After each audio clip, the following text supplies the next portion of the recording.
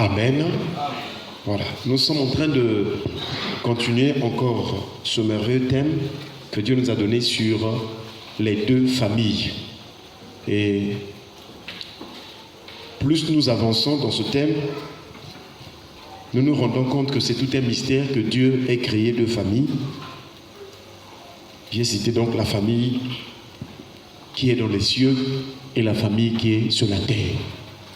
Et donc nous sommes partis donc du texte de Paul aux Éphésiens. Vous savez que l'épître de Paul aux Éphésiens, c'est aussi une épître très importante.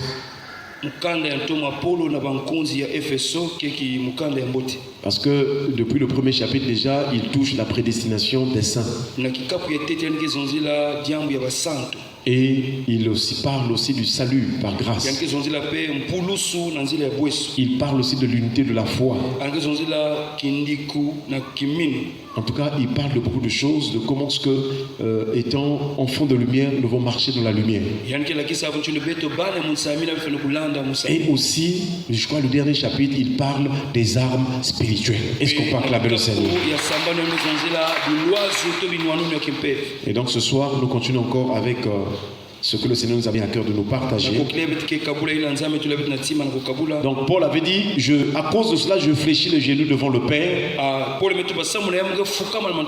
de qui toute famille dans les cieux et sur la terre tire son nom.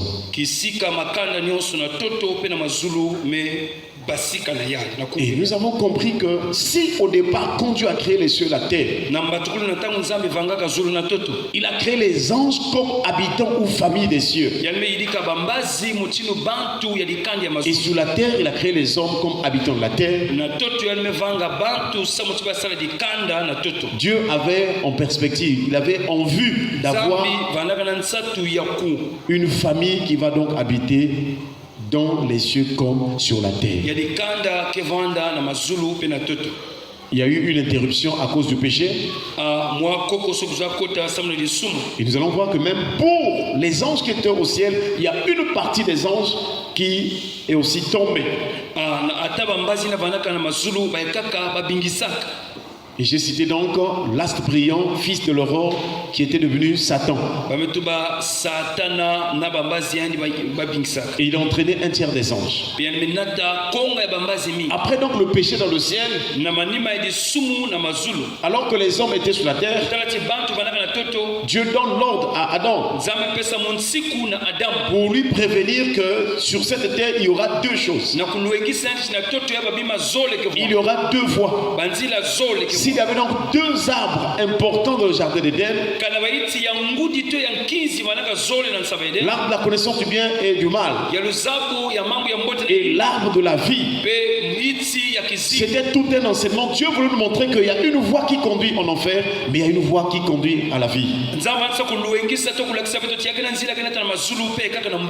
Et c'est comme ça que les choses fonctionnent jusqu'aujourd'hui.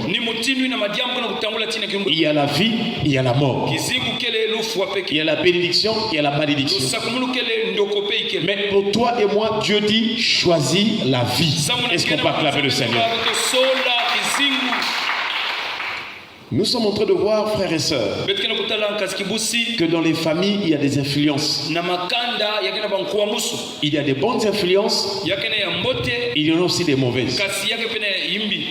Et nous sommes concentrés sur les mauvaises influences. La toute première mauvaise influence que nous avons vue dans la famille, elle vient donc des boissons enivrantes. Chose auxquelles les gens ne prêtent pas attention. Les gens boivent. Ils ne s'en rendent pas compte des effets dévastateurs des boissons enivrantes. Jusqu'à présent, les gens continuent de boire. Mais ils ne savent pas que derrière la boisson, ou bien en dessous de la boisson, c'est-à-dire spirituellement, il y a la destruction par des démons. C'est pourquoi Paul est venu donc dans Éphésiens pour nous dire que ne vous livrez pas de vin. C'est de la débauche. Soyez au contraire remplis de l'esprit. Dans tout endroit, toute famille, tout milieu où les gens boivent les boissons énivrantes, impérativement la malédiction va suivre ces personnes et ce milieu-là. Voilà pourquoi aujourd'hui il y a des souffrances, des maladies. Les gens ne s'en rendent pas compte. Mais dans la Bible, Dieu avait déjà dit cela, que les boissons énivrantes apportent les maladies, apportent la mort. Et ce soir, nous voulons voir encore un autre texte biblique. Donc, le matin, nous avons vu, toujours dans Éphésiens chapitre 4, là, et Paul a dit, voici donc ce que je dis dans le Seigneur, et je déclare dans le Seigneur. Vous ne devez plus marcher comme les païens, qui marchent selon la vanité de leurs pensées. Or, quand l'apôtre Paul parle des païens, c'est l'image des gens qui ont une mauvaise vie. Et quand Jésus était venu sur la terre, il y avait aussi des gens de mauvaise vie. Mais comme Jésus est le sauveur, c'est lui le médecin des malades spirituels, des maladies de l'âme, j'allais dire des maladies de l'esprit, de l'âme et du corps. Jésus-Christ, il partait aussi vers les gens de mauvaise vie. Il voulait montrer que c'est moi le sauveur de monde. Donc, quand on parle des païens de la Bible, il s'agit des gens qui ont une mauvaise vie. Et dans la Bible, il y avait deux choses qui caractérisaient la vie des païens. Il y avait les consommations. Donc, le manger et le boire. Et tout cela, on peut résumer cela par les fêtes. Ou bien les festins. Donc, la vie païenne est une vie qui a une grande distraction. C'est une vie où les gens se consacrent à manger et à boire. Mais dans ces festins, on ne dit pas que manger ou boire de l'eau ou boire du jus c'est mauvais, non. Mais on veut dire que quand on dit manger et boire selon les païens, c'est-à-dire c'est une distraction au point où les gens oublient l'œuvre de Dieu.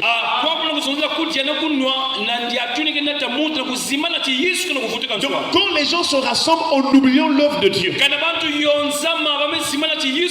et ils consacrent leur temps dans le manger et le boire au point où ils rentrent même dans les orgies, ils rentrent même dans la débauche, sachez que c'est la vie païenne.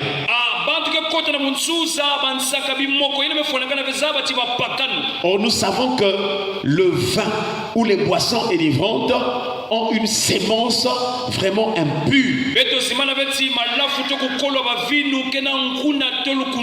Cette sémence, c'est ce qu'on appelle l'ivronnerie ou bien l'ivresse. Voilà pourquoi une personne veut boire une petite quantité. Elle peut commencer à avoir de mauvaises pensées. Donc ce n'est pas la quantité qui compte, mais c'est la nature même de la boisson. Et c'est pourquoi Dieu a condamné, Dieu a frappé aussi les gens qui avaient seulement goûté ou qui ont fait usage de vin.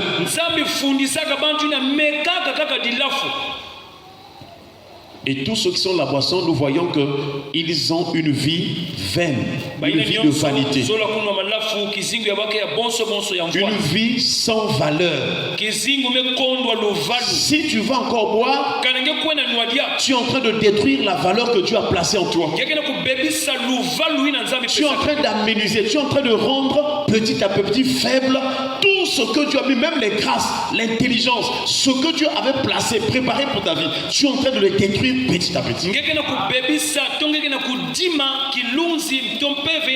Et ça, vous pouvez vérifier tous ceux qui boivent depuis des années. Vous allez voir que leur vie commence à s'aménuiser, à devenir faible dans la santé, dans beaucoup de choses, la faiblesse.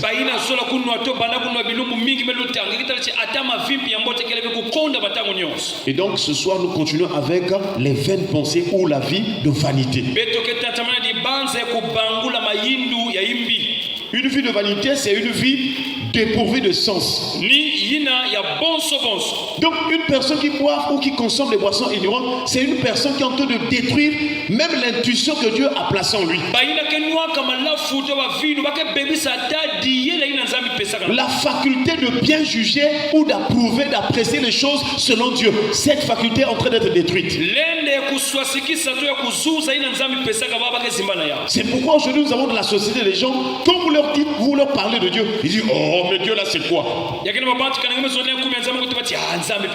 Ah vos églises là, ah vos affaires de Jésus là. Donc l'homme oublie que le souffle qui lui donne de respirer, d'être en vie, vient de Jésus-Christ. C'est triste. Parce que la personne qui tient dans sa main l'âme de tout ce qui vit, c'est Dieu. Ce qui fait que tu respires, tu marches, tu t'assois, tu te lèves, tu sois en mouvement, c'est Dieu. Comment tu peux arriver à mépriser Dieu, à se moquer des choses de Dieu? L'église, c'est la maison de Dieu. Mais comme les pensées sont perverties, à cause des boissons, les gens ont perdu le sens. Ils sont en train de se moquer même du Créateur de toutes choses. Mais nous prêchons ces choses afin que les gens soient délivrés de la puissance des boissons enivrants. Et c'est possible qu'une personne qui buvait soit délivrée afin qu'il soit maintenant saint devant Dieu. Parce que la boisson représente la débauche. La débauche, c'est comme une poubelle qui rassemble toutes sortes de péchés. Une personne qui consomme les boissons enivrantes sera à la merci de toutes sortes de démons. Voilà pourquoi nous prions cette année que Dieu te délivre de l'ivrognerie au nom de Jésus. Tu dois retrouver tes facultés normales au nom de Jésus. Tu dois aspirer aux choses de l'Esprit de Dieu au nom de Jésus. Car la véritable vie sur la terre, c'est de marcher selon l'Esprit. Est-ce qu'on peut acclamer le Seigneur? C'est pourquoi le matin nous avons vu Paul a dit tout m'est permis mais tout n'est pas utile. Tout est permis mais tout n'édifie pas. Donc, quand tu vas boire les boissons enivrantes, tu ne seras pas édifié. Tu ne vas plus construire ta vie mais tu vas détruire ta vie. Ce soir nous allons voir encore une histoire. Avant de voir cette histoire, bon, nous voulons lire un texte des psaumes que nous pourrons peut-être continuer demain si Dieu le veut. Psaume 62, le verset 10. Il est écrit: oui, vanité les fils de l'homme, mensonge les fils de l'homme. Dans une balance, ils monteraient tous ensemble, plus léger qu'un souffle. Est-ce qu'on peut acclamer le Seigneur? Donc ici, on montre à cause du péché comment la vie de l'homme est devenue faible. Donc à cause des boissons enivrantes, à cause des mensonges du diable, la vie de l'homme est devenue faible, plus faible même que le souffle.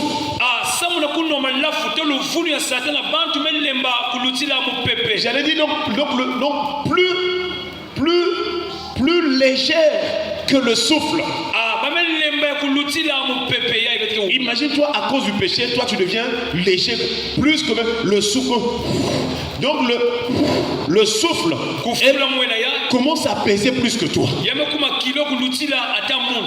Je ne sais pas si me fait comprendre. Donc le péché te vide.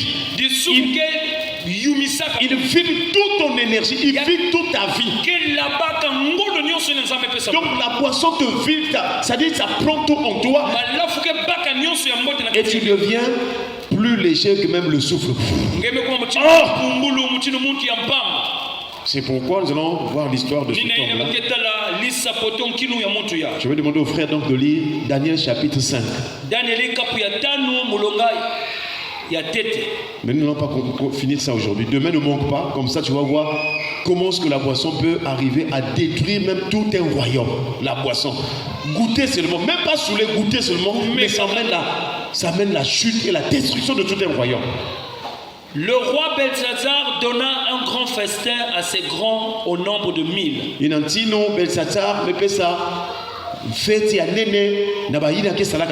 Et il but du vin en leur présence.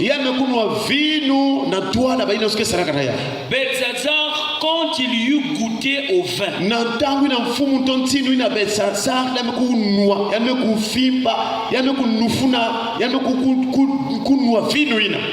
fit apporter les vases d'or et d'argent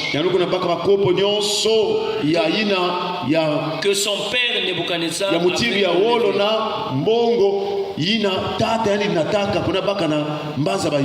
du temple de Jérusalem, afin que le roi et ses grands, ses femmes et ses concubines s'en servent pour boire. On peut s'arrêter là. Donc dans l'histoire, il y avait un roi qu'on appelle Nebuchadnezzar. Il était roi de Babylone. Et donc, nous savons que Babylone, c'est un grand empire. Un grand royaume sur la terre. Une grande civilisation sur la terre. Parce que Daniel avait fait une vision. Dieu lui avait montré qu'il y avait 4 grands animaux qui devaient régner ou dominer ou gérer le monde, la terre. Et le premier animal avait l'aspect d'un lion. Le lion là, c'était l'image de Babylone. Alléluia. Amen. Et donc du temps de ce roi là, Dieu avait ordonné qu'il aille pour détruire Jérusalem, parce que Jérusalem était dans le péché. Israël péchait. Dieu avait ordonné que les Chaldéens aillent là-bas pour détruire la ville. C'est ce qui fut fait. Ils sont allés, ils ont détruit la ville, ils ont pris les hommes qui étaient là, notamment les jeunes qui étaient des familles nobles, ils les ont transportés à Babylone.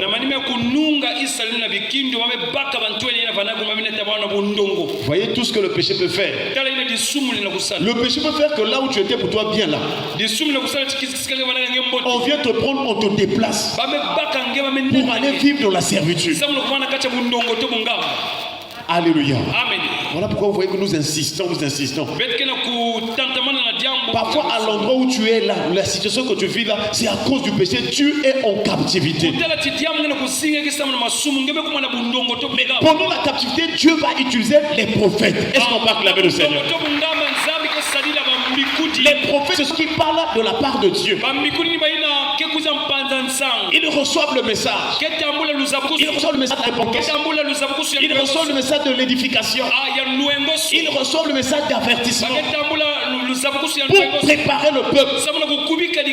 Et c'est grâce à l'œuvre que Dieu a utilisée par ses prophètes que même une mention a été faite de la fin de la captivité. Est-ce qu'on peut acclamer le Seigneur? Et l'un des prophètes, Jérémie, il a dit 70 ans va s'écouler pour la captivité. Ensuite, Israël reviendra ou repartira à Jérusalem. Est-ce qu'on peut acclamer le Seigneur? Et donc, le livre de Daniel, c'est pendant qu'Israël est en captivité. Et le roi Nebuchadnezzar, là, Dieu lui avait donné le pouvoir, l'autorité. Malheureusement, il a commencé à s'enorgueillir. Son cœur commençait à se lever. Il voulait qu'on l'adore, qu'on le considère comme un Dieu. Il a même érigé une grande statue. Donc, il s'est élevé. Oh, quand tu veux te lever toi-même, Dieu fera quoi? Il va te rabaisser. C'est comme ça que ce roi-là va mourir et c'est son fils Belshazzar. Belshazzar. Voilà, qui va devenir roi. Maintenant, lui aussi, quand il devient roi, c'est le chapitre 5 que le frère venait de lire. Un jour, il a invité, il avait organisé un grand festin. C'est là nous voyons que pour la plupart du temps, dans les festins, il y a du péché, il y a la débauche. Ne sois pas attaché aux fêtes. Ne sois pas attaché c'est-à-dire aux invitations de fêtes, parce que là-dedans, pour la plupart, il y a des choses liées au péché. Tu dois t'attendre à une plus grande fête. La fête qui va se faire au ciel. Alléluia. Amen. Et c'est ce jour-là, ce roi-là va organiser un grand festin. Mais les choses vont se tourner en mal. Les choses vont tourner en mal à quel moment? La Bible déclare lorsque le roi eut goûté du vin. Là on n'a pas dit enivré. Dès qu'il a goûté le vin, les pensées ont changé. Il est allé prendre les vases consacrés. Les vases que son père avait ramenés de Jérusalem. Oh, ces vases-là étaient dans le tabernacle. C'était des choses saintes. Lui, quand il a goûté le vin, il est allé prendre, il a dit de prendre les vases. Voyez comment, à cause du goût du vin, il commence à mépriser les choses saintes. Et c'est comme ça qu'on va apporter ces vases-là. Il va prendre le vin. Il va servir dans ses vases. Avec ses grands. Avec ses femmes. Avec ses concubines. Donc là où il y a les boissons énivrantes, il y a toujours des concubines. Même si tu étais sérieux avec ta femme, quand tu vas commencer à boire, tu auras l'idée d'aller chercher les autres femmes. Je ne sais pas si tu es en train de suivre. Voilà pourquoi aujourd'hui les gens dans les couples ne sont plus fidèles pour la plupart. Et le grand là commence à boire, le roi. Malheureusement pour lui, demain on va continuer. Pendant qu'il buvait là, une main est sortie. Donc, en face du chandelier, il y avait un mur. Et les doigts commençaient à écrire. Donc il a vu une écriture. Il a eu peur. Demain, on va voir qu'est-ce qui va arriver à ce roi-là. Mais pourquoi cette sentence va arriver sur la vie de ce roi? C'est parce qu'il a goûté le vin. C'est là où nous avons vu que quand Paul, maintenant dans les Épîtres, il parle de la débauche, des païens. Il parle de toute la Bible, depuis l'ancien, depuis Noé, jusqu'à Daniel. Il est en train de voir maintenant, quand il parle de la débauche et du vin, il parle de tous les péchés qui viennent par l'influence des boissons énivrantes.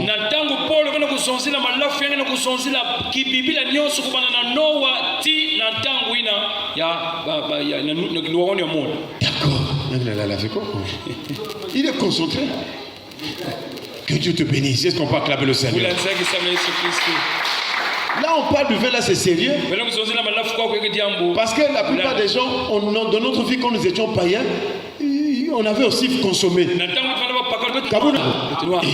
Maintenant, quand on vient à Jésus, là, maintenant, il faut qu'on écoute très bien pour qu'on soit sauvé. Est-ce qu'on peut acclamer le Seigneur?